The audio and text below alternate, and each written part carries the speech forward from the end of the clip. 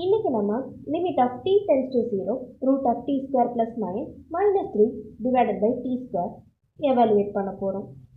So first நம்ம limit of t tends to 0 root of t square plus 9 minus 3 by t ஸ்கொயரில் டீயோட வேல்யூவை substitute பண்ணி பார்க்குறோம். அப்படி பண்ணி பார்க்கும்போது நமக்கு 0/0 ஃபார்மேட் வருது. ஸோ இதுக்கு நம்ம கான்ஜுகேட் எடுக்கணும். ஸோ நியூமரேட்டரில் இருக்க அந்த மைனஸ் 3யோட இடத்துல ப்ளஸ் 3 போடுறோம். அதை நியூமரேட்டர் அண்ட் டினாமினேட்டரில் போடும்போது நமக்கு நியூமரேட்டர் வந்து a + b × a - b ஃபார்மேட்டில் கிடைக்கிது. அதுக்காக நம்ம சிம்பிளிஃபிகேஷனுக்காக நம்ம அப்படி பண்ணுறோம்.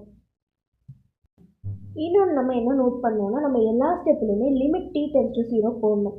அன்லஸ் அந்த சப்ஸ்டியூஷன் ஸ்டெப் நம்ம வந்து வேல்யூ சப்ஸ்டியூட் பண்ணுற ஸ்டெப்பை தவிர்த்து மிச்சம் எல்லாத்துலேயுமே நம்ம லிமிட் t டென்ஸ் டு 0 போடணும்.